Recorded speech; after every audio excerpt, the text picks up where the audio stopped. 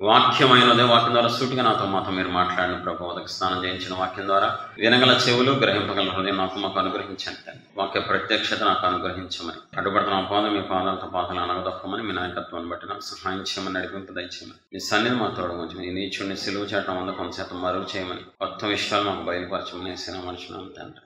ఆమేన్. ప్రియ దేవుని పిల్లరా, ఈ లోకపరంగా ఎలాగైతే ప్రతి దాంట్లో లెవెల్స్ ఉంటాయో, బట్టల్లో లెవెల్స్ ఉంటాయి, ఫుడ్లో లెవెల్స్ ఉంటాయి, ఉద్యోగాల్లో లెవెల్స్ ఉంటాయి, క్వాలిటీస్లో నాణ్యతలో మార్పులు ఉంటాయి, క్వాలిటీ సెకండ్ లెవెల్ అని. ఆత్మీయ జీవితంలో పాపపు ఒప్పుకోల్లో కూడా లెవెల్స్ ఉంటాయి, పాప ఒప్పుకోల్లో కూడా క్వాలిటీస్ ఉంటాయి. ప్రపంచం అంతా ఒప్పుకునేది రకరకాలుగా ఒప్పుకుంటూ ఉంటారు. దాంట్లో మనం బెస్ట్ ఒప్పుకోలు తెలుసుకొని మనం బెస్ట్ ఒప్పుకోలు చేస్తే మనకి బెస్ట్ దేవుడిస్తారు. దేవునికి మహిమ కలుగుగాక. ప్రియమైన పిల్లరా, బైబిల్లో చాలా అద్భుతంగా, చాలా స్పష్టంగా ఉంటుంది. శ్రేష్టమైన ప్రతి ఈవి జ్యోతిర్మయుడకు తండ్రి వద్ద నుంచి వస్తుంది. యెహోవా ఉత్తమమైనది అనుగ్రహించును. ఆ 2 వచనాలంటే చాలా ఇష్టం, పిచ్చి. దేవుడు ది బెస్ట్ ఇస్తారంట, ది బెస్ట్. యెహోవా ఉత్తమమైనది అనుగ్రహించును. దేవుడిచ్చేది చాలా ఉత్తమంగా, ది బెస్ట్గా, బెస్ట్ క్వాలిటీ ఉంటుందంట. మన దేవుడి యొక్క ఆధిక్యత, మన దేవుడి యొక్క మంచి లక్షణం అది. 2, శ్రేష్టమైన ప్రతి ఈవి జ్యోతిర్మయుడకు తండ్రి వద్ద నుంచి మన దగ్గరికి వస్తాయి. మన దేవుడు ఉత్తమమైన ఇస్తారు, శ్రేష్టమైన ఇస్తారు. మరి ఆయన పిల్లలమైన మనం ఆయన సహాయంతో ఉత్తమమైన భక్తి చేసినప్పుడు, ఉత్తమమైన పరిచయం చేసినప్పుడు, ఉత్తమమైన ఒప్పుకోలు చేసినప్పుడు ఆయన బహుగా ఆనందిస్తారండి. ఇక్కడ చాలా మంది ఫిల్టర్ అయిపోతూ ఉంటారు. క్రైస్తవులు చాలా మంది దేవుడి దగ్గరికి వచ్చేటప్పటికి తక్కువ క్వాలిటీ ఇవ్వటం, అది సమయంలో అయినా, ప్రేమలో అయినా, ఇచ్చే కానుకలో అయినా, దేంట్లో అయినా ఫిల్టర్ అయిపోతారండి. దేవుడు కదా, ఆయనకి అన్నీ తెలుసు.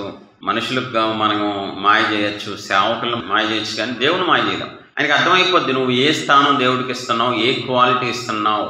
అది ఎంత దారుణమైన విషయం అంటే, మలాకీలో దేవుడే డైరెక్ట్ గా మాట్లాడతారు. నా సన్నిధికి ఏ పడితే తెచ్చేస్తారా మీరు? పాడైపోయిన గొర్రెలు, పాడైపోయిన దహన బలిస్తారా? మీరే కనుక మీ అధికారులకు అలేస్తారు. ఆ దేవుడు ఆ మాటలు ఎలా చెప్తున్నారంటే, ఆయనకి ఎంత మండితే, ఎంత బాధ కలిగితే అలాంటి మాటలు వాడతారో మలాకీ గ్రంథంలో.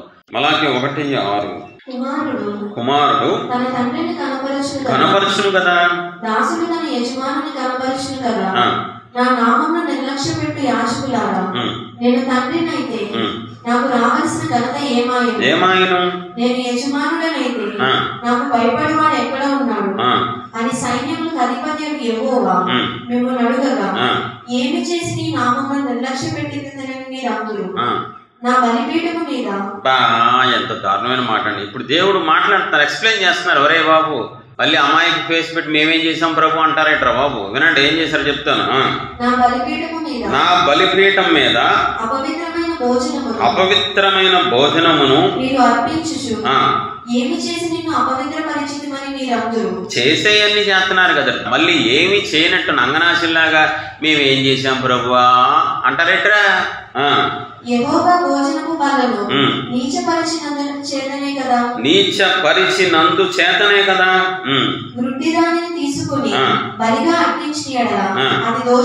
అది దోషము కాదా? కుంటిదానినను అది దోషం కాదా? ఏం కొడుతున్నారండి, పేట్ పని కొడుతున్నారు దేవుడు. అరే అలాంటి ఎలా పడతాలు తీసుకొచ్చి మీ అధికారులకు ఎత్తే గో పగలు కొట్టేస్తారు, ఉద్యోగాలు పీకేస్తారు, మిమ్మల్ని గోమ మీద కొట్టేస్తారు. అరే నా దగ్గరే ట్రాషాలు వేస్తున్నారు. నేను మీ తండ్రిని, మీ దేవునిరా, ఏది పడితే అది ఇచ్చేస్తారంటే నా కానుక, ఎలా పడితే అలా చేసేస్తారంటారా మీరు? దేవుడు ఎంత స్పష్టంగా మాట్లాడుతున్నారండి. అట్టి వాటిని అధికారి నీవు ఇచ్చిన అతడు నీకు దయచూపునా, నిన్ను అంగీకరించునా అని సైన్యములకు అధిపతి యెహోవా అడుగుచున్నారు అని బాగా కదిలిస్తుందండి పాయింట్లు. గుడ్డి దానిని తీసుకుని బలిగా అర్పించిన ఎడల అది దోషము కాదా? కుంటి దానినైను రోగము గల దానినైను అర్పించిన ఎడల అది దోషము కాదా? దీని అర్థం ఏంటో తెలుసా? దోషం పోగొట్టుకుంటానికి వచ్చి మళ్ళీ దోషం తెచ్చుకున్నట్టు ఉంది. పాపం పోగొట్టుకుంటానికి వచ్చి దేవుడి దగ్గరికి వచ్చి మళ్ళీ పాపం చేసినట్టు ఉందండి దీనికి అర్థం. పాత నిబంధనలో మోషే ధర్మశాస్త్ర ప్రకారం దహన బలులు అర్పించాలి, పశువులను ఇవ్వాలి. తెలుసా మీకు?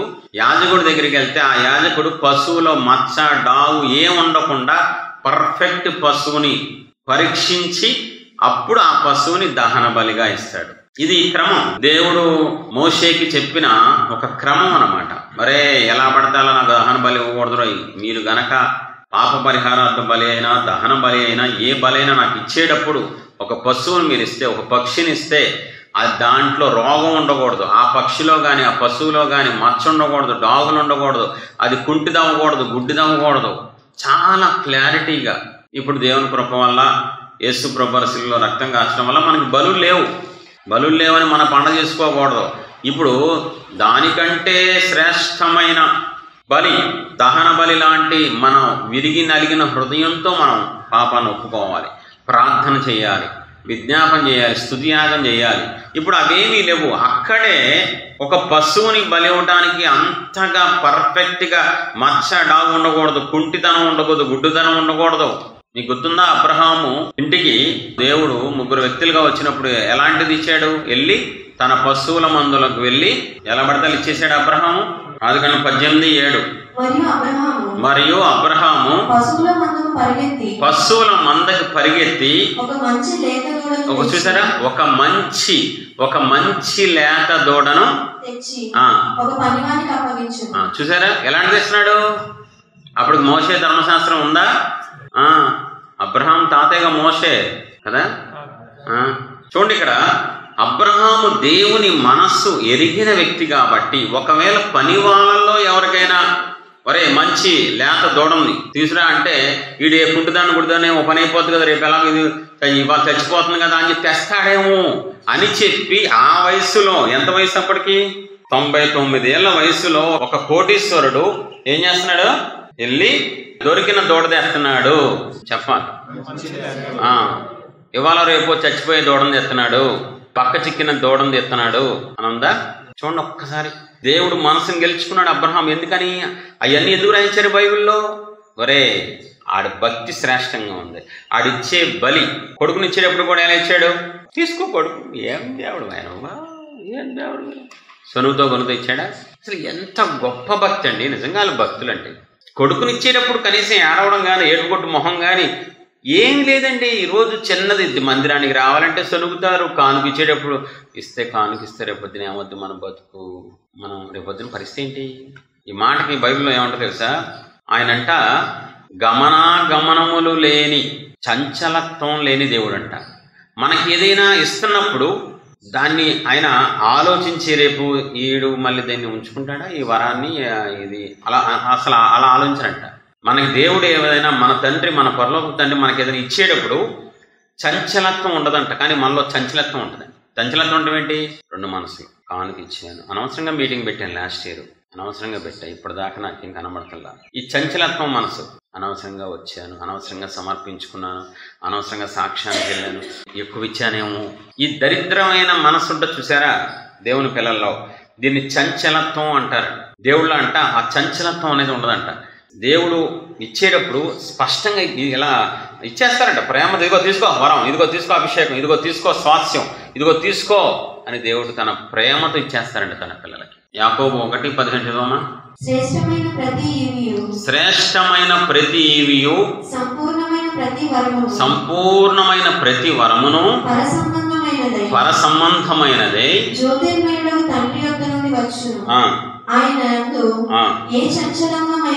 ఆయన యందు ఏ చంచలత్వమైనను గమనాగమనముల వలన కలుగు ఏ ఛాయ అయినను లేదు.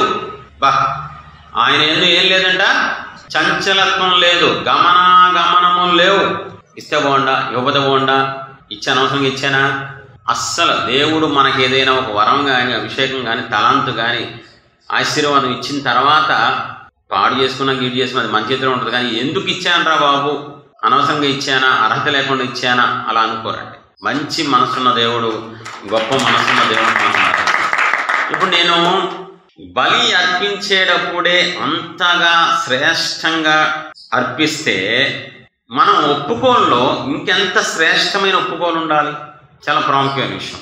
ఇప్పుడు కొత్త నిబంధనలో మనకి బలిలే లేవు, ప్రత్యక్ష గుడారం లేదు, ఒప్పుకోలు, తర్వాత ప్రార్థన, తర్వాత విజ్ఞాపన.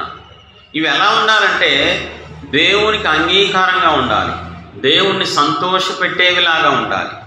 ఒప్పుకోలను బట్టి కూడా దేవుడు సంతోషిస్తారా అండి? మరీ చెప్తారు మీరు. పాపాత్మనాశుడిని మెచ్చుకున్నారు కదండి దేవుడు. ఒప్పుకున్నందుకు మెచ్చుకోలేదా? ప్రార్థన చేసిన వాళ్ళు దేవుడు మెచ్చుకోలేదా? ఒప్పుకోలను మెచ్చుకోలేదా? విజ్ఞాపన చేసిన వాళ్ళు మెచ్చుకోలేదా దేవుడు బైబిల్లో? విశ్వాసాన్ని బట్టి దేవుడు మెచ్చుకోలేదా? ఒరే చూసి నేర్చుకుంటారా. ఇశ్రాయేల్లో కూడా ఇలాంటి విశ్వాసం నేను ఎక్కడ చూడలేదురా. భక్తిలో అన్ని రకాల వాటిని బట్టి దేవుడు మెచ్చుకున్నారు. ఆయన మెచ్చుకునే దేవుడు, మనల్ని హెచ్చించే దేవుడు, గణపరిచే దేవుడు. కాబట్టి ఈరోజు సబ్జెక్టు నీ ఒప్పుకోలలో ప్రేమ ఉందా? నీ ఒప్పుకోల్లో ప్రేమ ఉందా అన్నది ఈరోజు సబ్జెక్టు. మన ఇద్దరు వ్యక్తులు చూసాం ఈ సబ్జెక్టులో. ఒకటి పాపాత్మురాలైన స్త్రీని, 2 పేతురుని చూసాం. ఈరోజు 3వ వ్యక్తిని చూద్దాం. దావీదు ఒప్పుకోల్లో ప్రేమ ఉందా? దావీదు ఒప్పుకోల్లో ప్రేమ ఉందా? ప్రేమ ఉండి ఒప్పుకున్నాడా? ప్రేమ లేకుండా ఒప్పుకున్నాడా? ఇది చాలా ప్రాముఖ్యమైన విషయం అండి. సహజంగా మనం మానవుల ఎడల ఏదైనా తప్పిదం చేస్తే, మానవుల నైజం చెప్తాం జాగ్రత్తగా వినాలి మీరు. తప్పులు అన్నీ ఒకే లెవెల్లో ఉంటాయా? తప్పులు చెప్పాలి.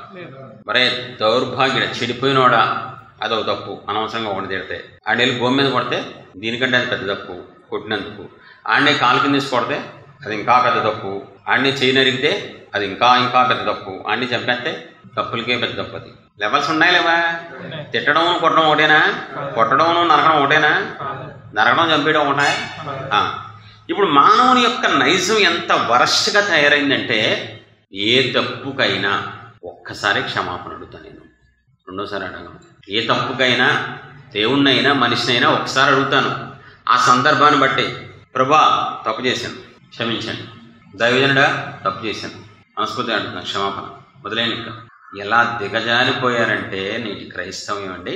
ఒకవేళ ఆ తప్పు రెండోసారి ఎవరైతే బాధపడ్డారో ఆ వ్యక్తి రెండోసారి, ఏంటి మొన్నే కదా క్షమాపణ అడిగాను మళ్ళీ ఎత్తుతావేంటి? మొన్నే కదా అడిగానుగా మళ్ళీ ఎత్తుతావేంటి? నువ్వు బాధ పెట్టిన దానివి, బాధపడిన దేవుడు, బాధపడిన ఆ మనిషి ఎన్నిసార్లు ఎత్తినా తప్పదు, తప్పేం కాదు. ఎన్నిసార్లు ఎత్తినా తప్పు కాదు. నువ్వు క్షమాపణ అడిగితే గాయం వచ్చేస్తుందా వెనక్కి? నువ్వు క్షమాపణ అడిగితే బాధ అంతా పోద్దా? నువ్వు క్షమాపణ అడిగితే కన్నీళ్ళు వెనక్కి వెళ్ళిపోయి కంట్లోకి వెళ్ళిపోతాయా? అహంకారులు గర్వాంతులు తప్పదు కాబట్టి ఎందుకు వచ్చిన కూడా దెయ్యం మొత్తం శాపం మొత్తంతో ఒప్పుకుంటారు. కానీ నిజమైన ఒప్పుకోలు ఎలా ఉంటుందో తెలుసా? ఎలా అయిపోయారంటే మానవులు క్రైస్తవులని చెప్పుకుంటూ రెండోసారి క్షమాపణ అడగరు, రెండోసారి ఎత్తకూడదు, రెండోసారి వాళ్ళని ఏం అనకూడదు, రెండోసారి ఇంకోసారి అలా చేయొద్దమ్మా అని ఆ తప్పుని ఎత్తామనుకో లోపల ఉద్రేకం, కోపం. ఇలాంటి వాళ్ళు ఒప్పుకోలు నిజమైన ఒప్పుకోలు కాదు. ఇలాంటి వాళ్ళు ఒప్పుకోలు దేవుడు అంగీకరించరు, దైవజనుడిగా నేనే అంగీకరించను. దావీదు దేవుణ్ణి ప్రేమించి ఒప్పుకున్నాడు అంటానికి రుజువేంటో తెలుసా? ఒక్కసారి ఒప్పుకున్నాడా? చెప్పాలి. ఒక్కసారి ఒప్పుకున్నాడా? ఒక రోజంతా భారంగా ఒప్పుకున్నాడు కదా కన్నీటితో, మానేశాడు. ఇంకా కీర్తనలు 6వ అధ్యాయం. మనం జీవితాన్ని గుర్తుపెట్టుకోవాల్సిన ప్రాముఖ్యమైన విషయాలు ఏంది? 100 కోట్ల సందేశం అండి ఇది. కీర్తనలు 6:6. నేను మూలుగుచు అలసి ఉన్నాను, ప్రతి రాత్రియు కన్నీరు విడుచుచు నా పరుపు తేలా చేయుచున్నాను. మనం అండర్లైన్ చేసుకోవాల్సిన విషయం. ప్రతి పిల్లరా దయచేసి మీ కాళ్ళు పట్టుకుంటా. ప్రతి రాత్రి ఒప్పుకున్నాడంట. ఒక రాత్ర, ఒక్కసారా, ఒక్కరోజా? ప్రతి రాత్రి ఒప్పుకున్నాడంట. ప్రతి రాత్రి ఒప్పుకుంటున్నప్పుడు అతనికి ఏం జరుగుతుంది తెలుసా? రోజు రోజుకి నీకు ఆయాసం వస్తుంది, నీకు అనుమానం వస్తుంది, నీకేదో వస్తుంది మాయరోగం. కానీ దావీదుకి ఏమొస్తుంది తెలుసా? ఇంత బాధ పెట్టానా? చిచి. రోజు రోజుకి ఒప్పుకోలు చేసే కొద్దీ ఇంకా దేవుని బాధ అర్థం అవుతుంది, ఒప్పుకోలు చేసే కొద్దీ ఇంకా దేవుని గాయం అర్థం అవుతుంది, ఒప్పుకోలు చేసే కొద్దీ అబ్బా ఇంకా నన్ను దేవుడు ఇంకా బతికి ఎలా ఉంచాడు రా బాబు, నన్ను ఇంకా భూమి మీద ఎలా ఉంచుతున్నాడు అన్న ఫీలింగ్ వస్తుంది. అసలు ఒప్పుకోలు ఎందుకంటే నాకు అర్థం కాదు. ఆ ఒప్పుకోలు ఎందుకు? గాయాన్ని కట్టడానికి, దేవుని మనసుకైన గాయాన్ని కట్టడానికి ఒప్పుకోలనేది, దేవుని బాధని తీయటానికి ఒప్పుకోలనేది. అది బిజినెస్ కాదు, అది ఉద్యోగం కాదు. ఒప్పుకోలనేది అయ్యో నా వల్ల దేవుడు బాధపడ్డారే, నా వల్ల దేవుడు మనసు గాయమైందే, అయ్యో నా వల్ల దేవుడు ఏడ్చారే, నా వల్ల దేవుడు తలదించుకున్నారే, నేను ఆయన గాయాన్ని కడతాను.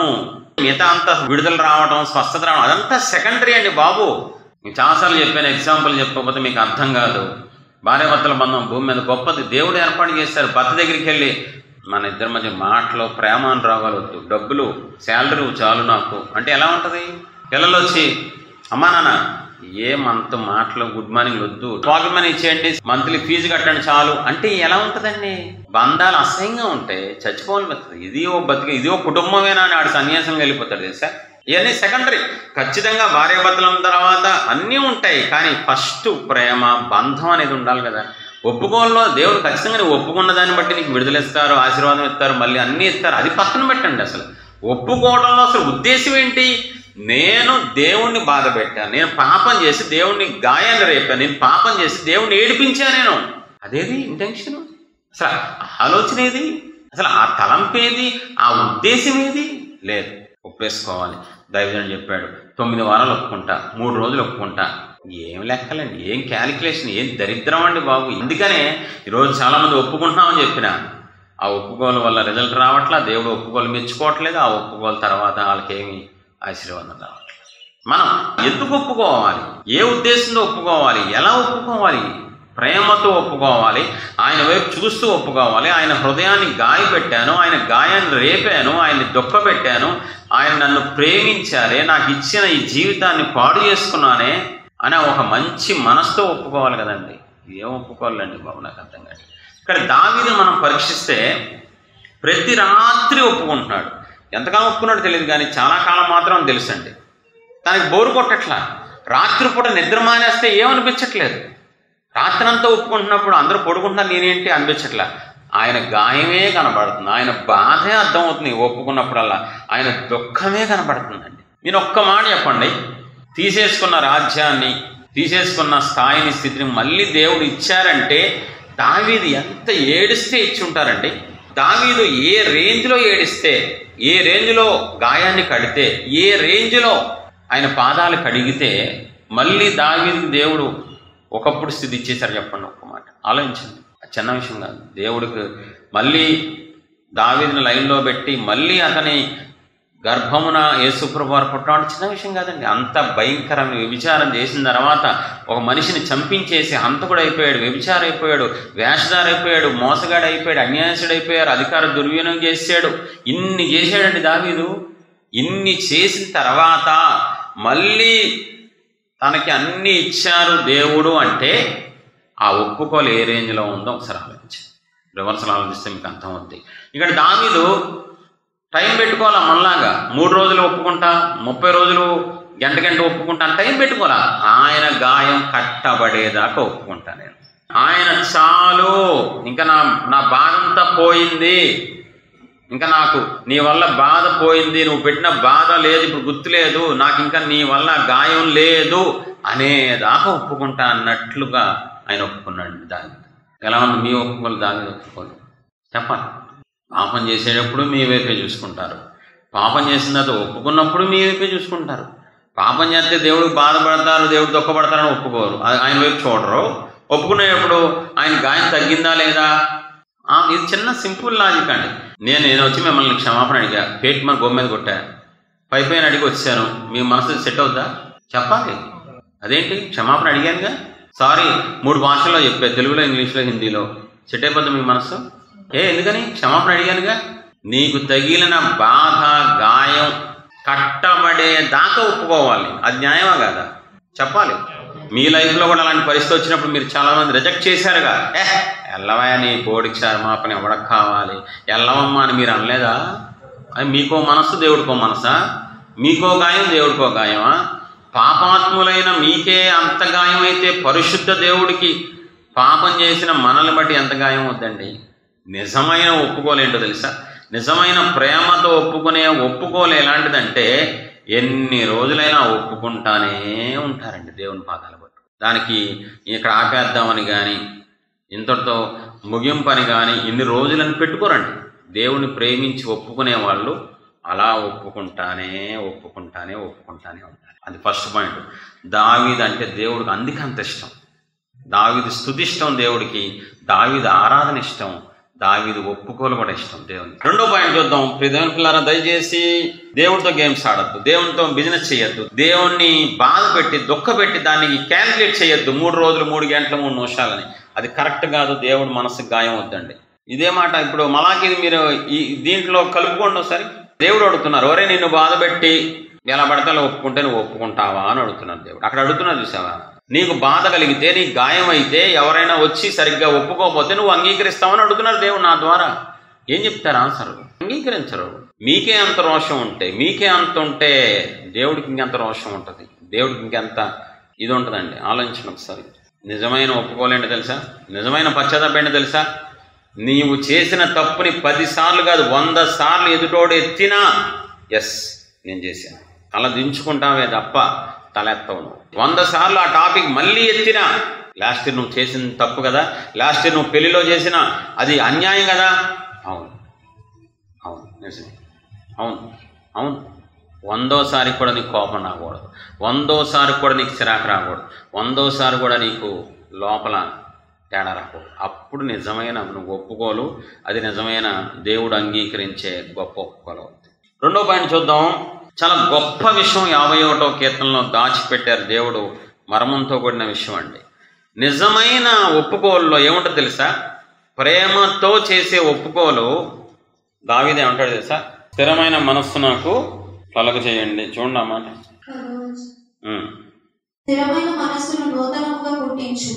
చాలా ఇది చాలా ప్రాముఖ్యమైన విషయం అండి. దావీదు అంతరంగం ఏంటి తెలుసా, ఏమని ఒప్పుకుంటాడు తెలుసా, ఇంకా చేసింది పాపం చాలు ప్రభా, నా వల్ల మీరు దుఃఖపడిన చాలు, నా వల్ల గాయపడిన చాలు, ఇంకా లైఫ్లో నేను చేయకూడదయ్యా.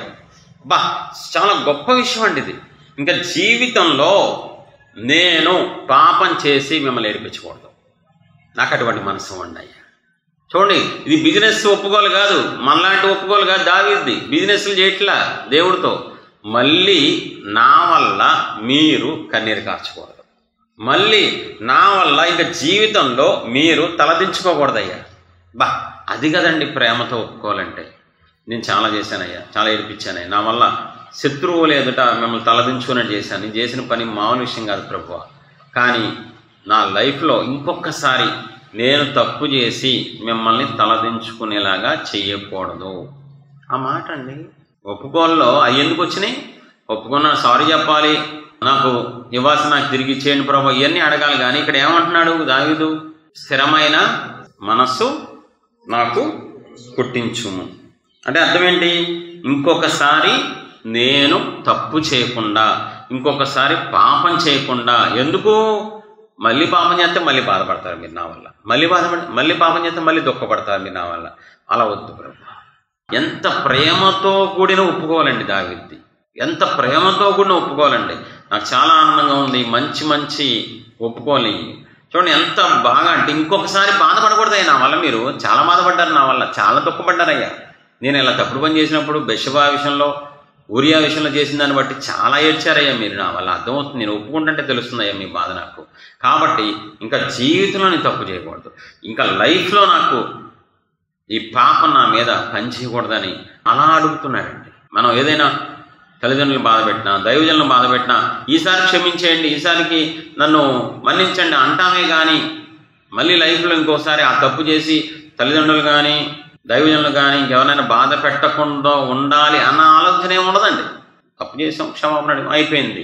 కానీ దావీదు ఒప్పుకోవాలి అలా కాదు. అందుకనే చూసారా, ఆ రేంజ్లో ఒప్పుకున్నాడు కాబట్టి మళ్ళీ లైఫ్లో దావీదు వ్యభిచారం కానీ ఇటువంటి ఈ సంబంధించి ఏ పాపం చేయలేదండి, లైఫ్లో మళ్ళీ చేయలేదండి. ఆ కృప దేవుడు ఎందుకు ఇచ్చారంటే, తను అలా అడిగాడు కాబట్టి, తను అలా అడిగిన విధానం దేవుడు నచ్చింది కాబట్టి ఆ కృప, సరే నువ్వు అడిగిన విధానం నాకు నచ్చింది, నువ్వు నన్ను ప్రేమతో నా దగ్గరికి వచ్చి ఒప్పుకున్నావు, నీ ఒప్పుకోలు నాకు నచ్చింది.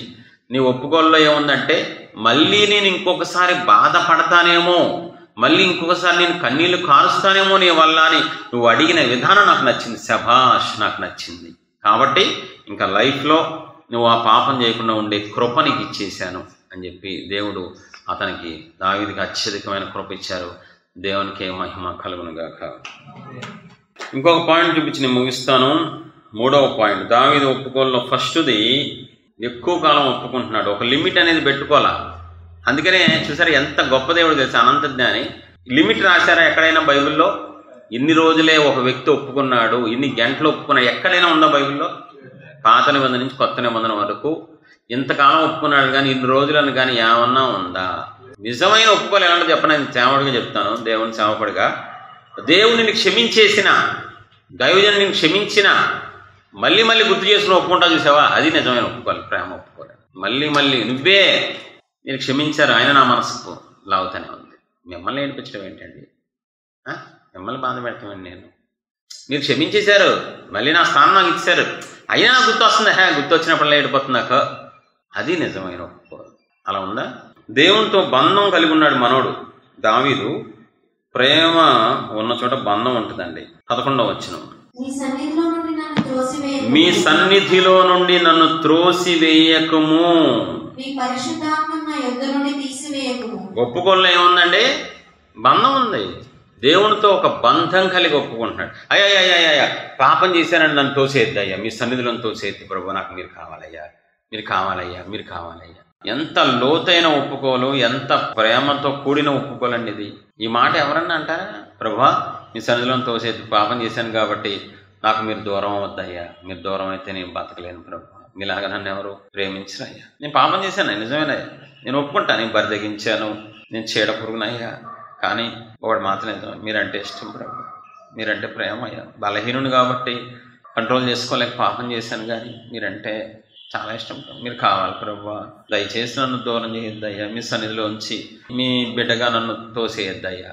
అది కదండి ఒప్పుకోవాలంటే, ప్రేమతో, అది కదా బంధంతో ఒప్పుకోవడం, అది కదా దేవుడు కనికరం వస్తుంది కదా. చూసావా నా బిడ్డ పాపం చేశాడు, కానీ నాకు దూరం అవ్వాలనుకోవట్లేదు, నా సన్నిధిలో ఉండాలనుకుంటున్నాడు, నాకు దూరం అవ్వాలనుకోవట్లేదు. ఏం బంధం, ఏం ప్రేమయ్యా అని చెప్పి ఆయన ఒప్పుకోవాలని బట్టి ఆనందిస్తాడు. దావీదు విషయంలో నాకు నచ్చిన మాట ఏంటో తెలుసా? దేవుడు దావీదుకి సాక్ష్యం ఇస్తున్నారండి. దావీదు దేవుడు కాదండి, దేవుడు లోకానికి ఏకైక చక్రవర్తి, జగత్ రక్షకుడు, ప్రపంచాలను తన మహత్తు గల మాటతో కలిగజేసిన దేవుడు నా తండ్రి, నా దేవాని వద్ద నా ఎద్దుకు వస్తాడు. దావీదు ప్రార్థన అంట దేవుణ్ణి మురిపించేస్తంట, దేవుణ్ణి తన్మయత్వం చేస్తంట. నా తండ్రి, నా దేవాని నా దగ్గరికి వస్తాడు నా బిడ్డ. అప్పుడు నేనేం చేస్తాను తెలుసా దావీదుని, నా కుమారుడా, నా జ్యేష్ఠ కుమారుడుగా అతన్ని చేసుకుంటాను. అసలు పిచ్చి పట్టిద్ది. నీ ప్రార్థనకి నువ్వే వేసుకో మార్కులు, నీ భక్తికి నువ్వు వేసేసుకో, నీ పరిచర్కి నువ్వే డ్యాన్సులు వేసుకో, తందనాలు వేసుకో, ఎవడెవడ మార్కులు, దేవుడు వాళ్ళ మార్కులు మనకి, దేవుడు మెచ్చుకోవాలి, దేవుడు బలా నమ్మకమైన దాసుడు అనాలి. కానీ మీ ఇష్టం మీకు నచ్చినట్టు. అసలు నేను ప్రార్థన చేస్తే, నేను ఆరాధన చేస్తే, నేను వాయిద్యాలు మీ డబ్బా మీరు కొట్టుకోవడమే, దేవుడు కొట్టడం. ఇక్కడ చూడండి, దావీదు ప్రార్థన దేవుణ్ణి సంతోషపెట్టిందండి. దావీదు ప్రార్థన దేవుణ్ణి మైమర్పించింది. భలే మాట, ఎన్నిసార్లు విన్నా నాకు ఆనందం పొంగిపోతున్న ఆ వచనం ఏంటో తెలుసా? దేవుడే సాక్ష్యం ఇస్తున్నారు దావీదు ప్రార్థన కంటే. మరి ఎలా ఉంది మీ ఒప్పుకోలు? ఒకసారి పరీక్షించుకోండి. ముగిస్తున్నాను. మీ ఒప్పుకోల్లో ప్రేమ ఉందా? మీ ఒప్పుకోల్లో బంధం ఉందా?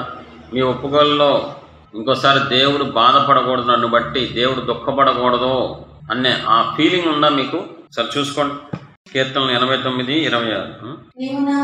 నీవు నా తండ్రివి, నా దేవుడవు, నా రక్షణ దుర్గము అని అతడు నాకు మొరపెట్టును. కావున నా జ్యేష్ఠ కుమారునిగా చేయుదును,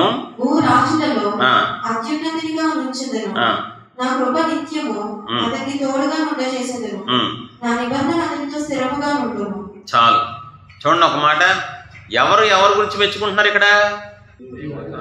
దేవుడు దావీదు ప్రార్థన మెచ్చుకుంటున్నారు. బైబిల్లో రాయించేశారండి. అతడు ఏం చేస్తాడంట? నా తండ్రి, నా దేవా, నా రక్షణ దుర్గమా అని నా దగ్గరికి వస్తాడు. అంటే ఇప్పుడు దేవుడికి దావీదు ప్రార్థన నచ్చిందా? బాగా నచ్చిందా? పై నచ్చిందా? ప్రపంచానికి చూపించేంత నచ్చిందండి. అరే ఇలా ఉన్నట్రా దావీదులాగా అన్నంతగా నచ్చింది దేవుడికి అండి. ఇప్పుడు దావీదు ఒప్పుకోలు నచ్చిందా? బైబిల్ రాయించారుగా. దావీదు ప్రార్థన నచ్చింది, దావీదు ఒప్పుకోలు నచ్చింది, దావీదు స్తుతి నచ్చింది, దావీదు ఆరాధన నచ్చింది. అంతే. మా గోల్ ఏంటో తెలుసా? మన భక్తి అంతా దేవుడికి నచ్చాలి, మన పరిచర్య దేవుడికి నచ్చాలి, మన ఒప్పుకోలు నచ్చాలి దేవుడికి. ఇప్పుడు పాపాత్మరాలు స్త్రీ ఒప్పుకోలు నచ్చిందా లేదు? దేవుడికి నచ్చింది కాబట్టి ఇక తెగదెడుతున్నాను పరిచయం. ఒరే అలా ఒప్పుకోవాలరా, అరే అలా ప్రేమించాలరా, అలా చేయాలరా, తెగదిట్టేస్తున్నారు ఇంటికి పిలిచిన. కాబట్టి మీకు మీరే మార్కులు వేసుకొని సాతాను చేత భ్రమలో బ్రతకండి. దయచేసి దేవుడు మెచ్చుకోవాలి. మీ ప్రార్థన అయినా, మీ విజ్ఞాపన అయినా, మీ ఒప్పుకోలైనా, మీ స్తుతి అయినా, మీ ఆరాధన అయినా, మీరు వాయించే వాయిద్యాలైనా మనుషులు మెచ్చుకున్నారని చూసి అది దేవుడు మెప్పుకోలతో మీరు సమానం చేసుకున్నారనుకో, ఇంతే సంగతులు మీ పాడి మీద మీరు ఎక్కేస్తారు అంతే గ్యారంటీ. ఎప్పుడు ప్రభువు మెచ్చుకుని వాడే యోగ్యుడు. నా భక్తి దేవుడు నచ్చుతుందా, నా ప్రార్థన దేవుడు నచ్చుతుందా, నా ఒప్పుకోలు దేవుడు అంగీకరిస్తున్నారా, నా పరిచర్య దేవుడు మెచ్చుకుంటున్నారా అని ఎప్పుడు మన దృష్టి దేవుని వైపే ఉండాలి తప్ప మనుషుల వైపు ఉండకూడదు, మెచ్చుకునే వాళ్ళ వైపు ఉండకూడదు. ఆ మనుషుల మెప్పుకు అలవాటు పడిపోయిన వాళ్ళు పాట పాడితే కిందకెళ్ళి ఎలా ఉంది పాట, ప్రసంగం చేస్తే కిందకెళ్ళి ఎలా ఉంది ప్రసంగం, ఏ పని చేసినా ఎలా ఉంది అని ఇంక అడుక్కుంటానే ఉంటారు. కాబట్టి అది మంచి లక్షణం కాదు. నేను ముగిస్తున్నాను. దావీదు ఒప్పుకోల్లో ఉన్న మంచి లక్షణాలు ఏం చెప్పండి? ఒకటి, తను జీవితకాలం ఒప్పుకుంటానికి ఇష్టపడుతున్నాడు తప్ప ఒక టైము, ఒక లిమిట్ పెట్టుకోవాలా ఒప్పుకోల్లో. దేవుని గాయాన్ని చూస్తూ దేవుని గాయాన్ని కట్టాలి, నేను దేవుని కన్నీరు తుడవాలి, నేను దేవుని దుఃఖాన్ని పూర్తిగా తీసేయాలి, అది లిమిట్ టైం పెట్టుకోకూడదు అని టైం లిమిట్ లేకుండా ఒప్పుకుంటున్నాడు. రెండోది, ఇంకొకసారి మళ్ళీ లైఫ్లో ఆ తప్పు చేసి నేను దేవుని బాధ పెట్టకూడదు, ఇంకెప్పుడు దేవుని దుఃఖ పెట్టకూడదు, నా వల్ల అసలు ఏమైనా సరే దేవుడు నా వల్ల బాధపడకూడదు అని డిసైడ్ అయ్యి ఇంకొకసారి అలా చేయకుండా ఉండే మనసు అడుగుతున్నాడు. మూడోది, దేవుడితో ఒక బంధాన్ని, అయ్యా పాపం చేస్తానని తోసేస్తాయ్యా, నేను మీ బిడ్డనయ్యా, మీరు నా తండ్రి అయ్యా, నాకు మీరు కావాలయ్యా, మీ సన్నిధి కావాలయ్యా అని ఒక బంధంతో ఒప్పుకుంటున్నాడు. పాపం చేసినా కూడా దూరం అయిపోవడానికి ఇష్టపడట్లా. కయ్యూన్ని ఎల్లగొడితే ఆయన సన్నిధిలోంచి వెళ్ళిపోతాం ఏంటి ఇప్పుడు అంటారు. కానీ దావీదు ప్రేమ కలిగిన వాడు కాబట్టి, దేవుడితో ఒక బంధం కలిగి ఉన్నాడు కాబట్టి మనం చూసాం. నా తండ్రి బంధం, యెహోవా నా కాపరి అన్నాడు కానీ దావీదు మన కాపరి అనలేదండి. దావీదు దేవుడితో ఒక బంధం కలిగినవాడు కాబట్టి ఏమంటున్నాడు? మీ సన్నిధిలోంచి నన్ను త్రోసివేయద్దు. బంధంతో ఒప్పుకుంటున్నావా? నువ్వు చేసిన పాపానికి జీవితాంతం ఒప్పుకుంటానికి ఇష్టపడుతున్నావా? మళ్ళీ ఆ తప్పు చేయకుండా ఉండే మనసు కావాలి ప్రభువా అని అడుగుతున్నావా? ఈ మూడు ఉంటే దేవుడు నిన్ను మెచ్చుకుంటారు, నీ ఒప్పుకోలు అంగీకరిస్తారు, దావీదుకి ఇచ్చిన కృప నీకు ఇస్తారు. లేదంటే మళ్ళీ ఆ తప్పు చేస్తానే ఉంటావు, మళ్ళీ దేవుని గాయాన్ని రేపుతూనే ఉంటావు, శాపాలు వస్తాయి, దరిద్రత వస్తాయి. కాబట్టి ఈ వాక్యానుసారంగా జీవించే కృప నాకు మనకు దేవుడు అనుగ్రహించును గాక. ప్రార్థన చేసుకుందాం. మహోన్నత తండ్రి, ప్రేమస్వరూపుని యేసు ప్రభువా, వాక్యం ద్వారా సూటిగా నాతో మాతో మీరు మాట్లాడారు. కొత్త విషయాలు మాకు నేర్పించిన విధానం బట్టి మీకే మహిమ గంత ప్రభావం చేస్తే మనుషులు తండ్రి.